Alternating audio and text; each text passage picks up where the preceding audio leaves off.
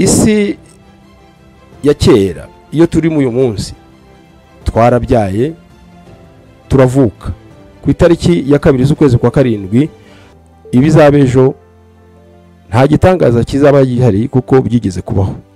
Amakwe menshi azaba si igitangaza kubera yuko ubukwe nk'ubwo bwarabaye. Amateka y'itariki ya 2 z'ukwezi kwa karindwi habayemo ubukwe budasanzwe.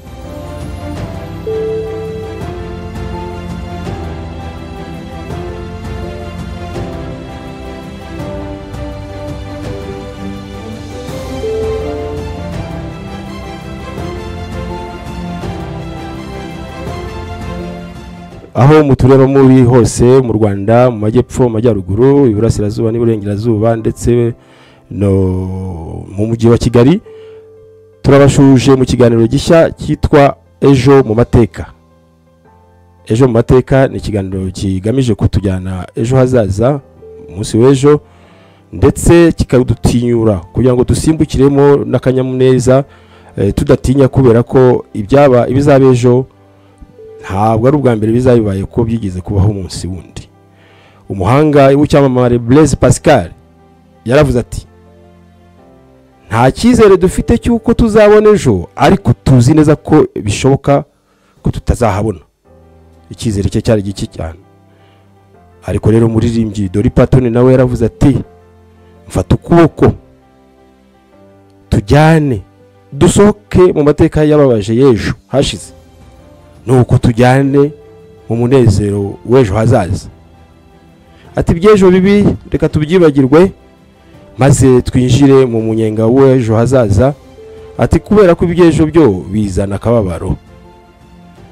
Nanjye rero ndaguhamagara nti ngwino tujyane mu mateka azaturanga ejo, ntabwo nta shiti, kubera ko turabizi neza ko nta gishya kizaba kitigeze kibaho umunsi w'ejo.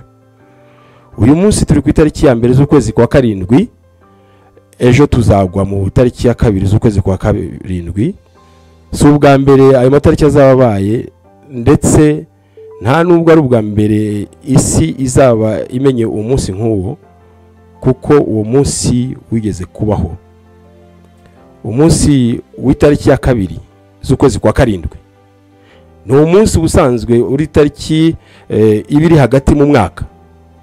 Akenshi uri ku munsi w'183 cyangwa se 184, ndetse hari nubwo ari umunsi wa 182 mu mwaka, bitewe nuko umwaka uteye. Uyu munsi dushigaje iminsi 182 kugira ngo dusoze umwaka. Niyo mpamvu tugomba gusimbukiramo n'akanyamuneza. Ku itariki rero ya 2 z'ukwezi kwa karindwi mu mwaka wa 1561 wari umunsi w'intsinzi y'umwami Menas, umwami w'abami wa Ethiopia. Yagaraguje inyeshyamba gati ahantu hitwa Emphraze, barwana n'ubuyobozi bwa Ethiopia. Ejo ku itariki ya 2 ntihazabura urugamba rutsindwa, kuko mu isi ya kera itariki ya 2 n'ubundi ingamba zaratsinzwe. Nejo urugamba rugushobora gutsindwa. Urugamba uriho rwose teganya ko nejo warutsinda. Ku itariki ya 2 z'ukwezi kwa karindwi mu 1777 leta ya Vermont muri leta zunze ubumwe za Amerika yafashe icyemezo cya kigabo ikuraho ubucuruzi bw'abacakara. Ejo ku itariki ya 2 z'ukwezi kwa karindwi si igitangaza kuko icyemezo nk'iki ngiki cyazafatwa, icyemezo gikomeye cyakuraho akaboho, kubabaza, kwica uburenganzira bwa muntu hamwe mu bice by'isi byaba bikiriho. Ku itariki ya 2 z'ukwezi kwa karindwi kandi mu 1823 leta ya Bahia muri Brazil yabonye ubwigenge, hasozwa ubukoloni yari koshejwe muri Portugal.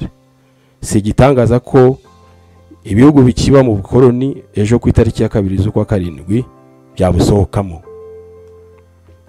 Ku itariki ya 2 z'ukwezi kwa karindwi kandi Perezida Lyndon Johnson wa Leta Zunze Ubumwe za Amerika yasize umukono ku masezerano yo kurwanya ivangura ahantu hose mu isi hagaragara ivangura, ntabwo bitangaje ko ejo ku itariki ya karindwi, ku itariki ya kabiri z'ukwezi kwa karindwi, ivangura ryasezererwaho, kuko si ubwa mbere, si n'igitangaza, ibyo byigeze kubaho kera. Ndagusaba ngo umunsi w'ejo tujyanemo n'icyizere, ntitugende nka Pascal Blaise wavugaga ko atanizeye rwose ko ejo azaba hari, twebwe dusimbukemo nka Dolly Parton, tuvuge tuti tureke iby'ejo bituzanira agahinda, ahubwo dusimbuke tugana ejo hazaza, kuko ariho hari icyizere. Mu mwaka w'igihumbi kimwe magana cyenda na mirongo itandatu na kane, igihumbi kimwe magana cyenda na mirongo itandatu na gatandatu, Ubufaransa bwakoze igerageza ry'igisasu cya bombe atomike mu nyanja ya Pacifique. Ndiko byahoze, n'ejo ntihazabura uzabyuka ku itariki ya kabiri z'ukwezi kwa karindwi ati nanjye mfite igisasu nshaka kugerageza. Nta gitangaza kizaba kirimo, ibyo byahozeho, nta gishya, ntihagire ubwoba, ntimuzagire ubwoba, bizahora biriho, isi niko yabayeho kuva yaremwa. Ku itariki ya kabiri z'ukwezi kwa karindwi kandi mu mwaka w'ibihumbi 2010, abantu bagera kuri 230 babuze ubuzima bwabo mu mpanuka y'imodoka yitwara essence yahiye. Abari baraho hafi barapfa, barakongoka. Ibyo si gitangaza, kuva isi yaremwa kiremwa muntu cyahuye n'ibinezeza ndetse n'umubabaro. Ejo tuzagiye mu itariki ya kabiri n'ukwezi kwa karindwi n'akanyamuneza, abazapfa si ubwa mbere ibyo bizaba bibaye, nta nubwo ari gitangaza, isi niko yahoze kandi izahora gutyo. Isi ya kera, iyo turi mu uyu munsi, twarabyaye turavuka. Ku itariki ya kabiri z'ukwezi kwa karindwi havutse ibikomerezwa bidasanzwe, ariko bamwe dushobora kureberaho ni nka Pierre Cardin. Pierre Cardin yarazwi kuko ari umudozi w'imyenda uzwi mu isi yose. Yavutse ku itariki ya kabiri z'ukwezi kwa karindwi mu mwaka w'igihumbi kimwe magana cyenda na 22, aza kwitaba Imana ku itariki ya 29 z'ukwezi kwa 12 mu mwaka w'ibihumbi 2020. Ku itariki ya kabiri rero z'ukwezi kwa karindwi ejo hazavuka ibikomerezwa by'ejo hazaza, si gitangaza, bizabaho, biyobora isi, bisige nk'uko byayisanze.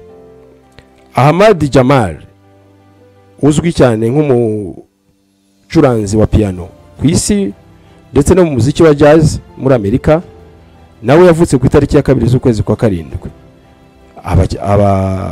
Abanyamuziki benshi birazwi neza ko bishobora ko ejo bazavuka, abazi gucuranga piano, abazi guhimba, abaririmba ku njyana zose, jazz, funk, nawe ejo bazavuka. Ku itariki ya kabiri z'ukwezi kwa karindwi mu mwaka w'igihumbi kimwe magana cyenda na 25 havutse igihangange Patrice Emery Lumumba, wabaye minisitiri w'intebe ya Kongo Kinshasa. Aza gupfa ku itariki ya 17 z'ukwezi kwa mbere mwaka w'igihumbi kimwe magana cyenda na 61, apfirira Lubumbashi yishwe. Si gitangaza rero ko ejo ku itariki ya kabiri z'ukwezi kwa karindwi havuka igihangange kirenze ndetse kure Patrice Emery Lumumba, akaba imirimbanyi ya demokarasi ndetse na independence muri Afurika. Ibyo tugejo mu munsi w'itariki ya kabiri z'ukwezi kwa karindwi twizeye, kubera yuko ibizabejo nta gitangaza kizaba gihari kuko byigeze kubaho.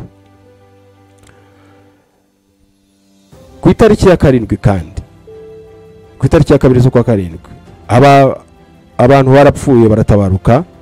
Ibyo si gitangaza, ejo ku itariki ya kabiri z'ukwezi kwa karindwi bazatabaruka.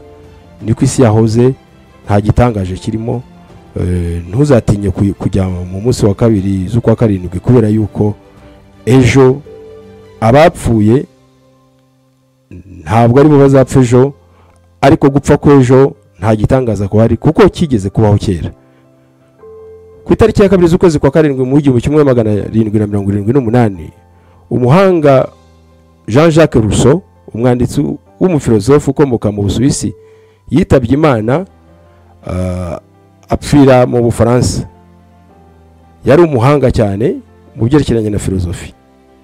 Ejo ntabwo ari igitangaza kuko bamwe mu banyahanga dufite ubu ngubu twakumva itangaza ko bitabye Imana, nta gikuba cyaba gicitse kubera ko ibyo byose byigeze kubaho kuri iyi tariki ya 2 z'ukwezi kwa karindwi. Ku itariki ya 2 z'ukwezi kwa karindwi kandi Porfirio Diaz yabaye perezida wa Mexique, nawe yitabye Imana icyo gihe.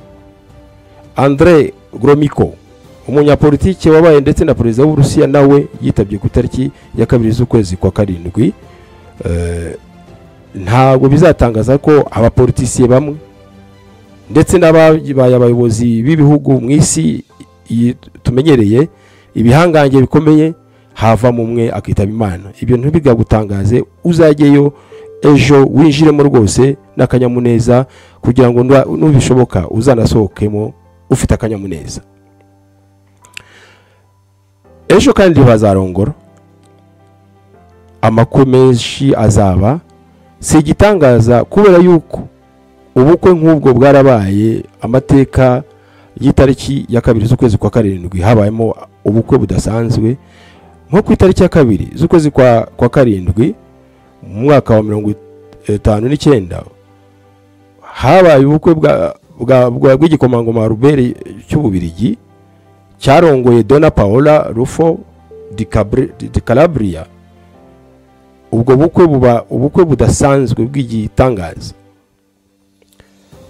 Kuri iyo tariki kandi habaye ubukwe budasanzwe bwa Prince Albert, igikomangoma Robert cya kabiri, le Prince Albert de Monaco et de Charlene Winston, bwabaye ku itariki bwabaye mu mwaka wa 2011 ku itariki ya 2 z'ukwezi kwa karindwi.